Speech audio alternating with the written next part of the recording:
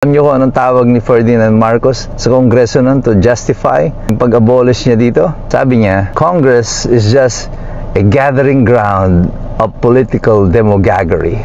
Well, we just received the news today that Kiko Barzaga was actually suspended by the House plenary kanina sa pagkatapos isumite sa plenaryo ang committee report recommending the suspension of Kiko Barzaga. Well, ano masasabi natin?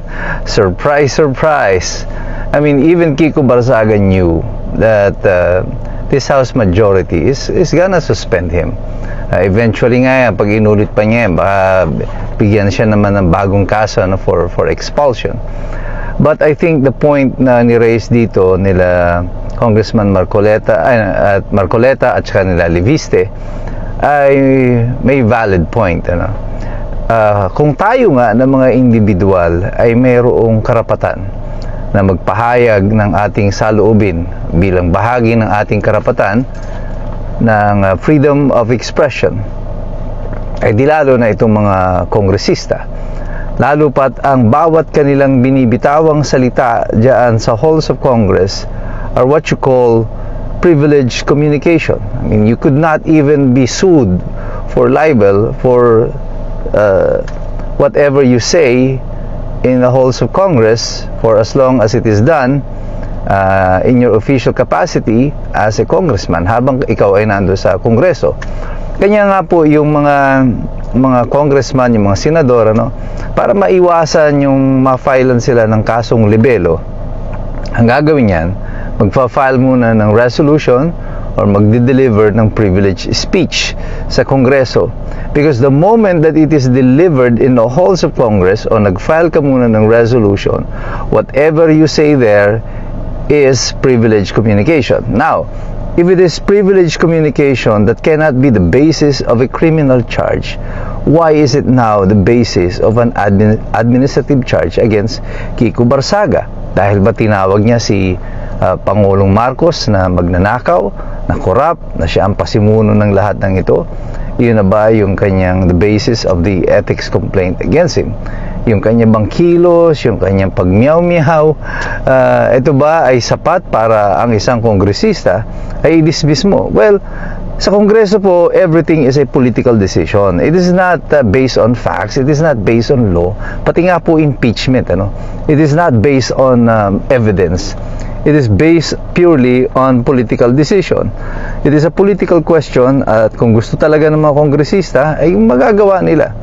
But I think this is where this congressman na nakabilang sa mayorya has underestimated itong si Kiko Barzaga.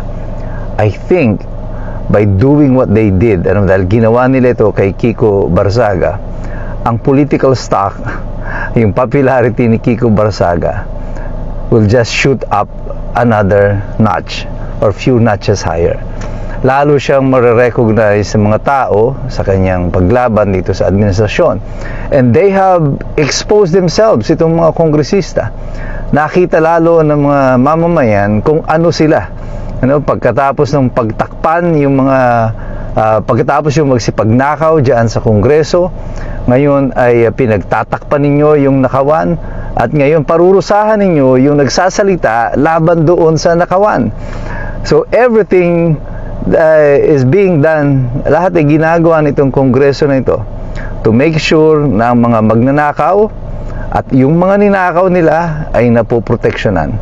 In-expose lang nila yung sarili nila sa sambayan ng Pilipino na itong Kongreso na to ay wala talaga tayong aasahan. Mula noon pa hanggang sa kasalukuyan, this is all about their political interests, financial interests. This is all but ang terminolohiya po dito noon ng panahon ni Marcos, nakakatuwa, nung inabolish niya yung Kongreso after declaration of martial law. Alam niyo kung anong tawag ni Ferdinand Marcos sa Kongreso nun to justify yung pag-abolish niya dito? Sabi niya, the Congress is just a gathering ground of political demagoguery. I-google nyo na lang kung anong ibig sabihin nun. But whatever it is that he was saying at that time, yung Ferdinand Marcos Sr., this is exactly what Congress is today. Kung ano ito nung panahon ni Marcos, kaya niya dinisolve ang Kongreso, ito na uli ngayon ang Kongreso sa panahon ng kanyang anak. Pero hindi niya i-dissolve yung Kongreso kasi it is working to his advantage.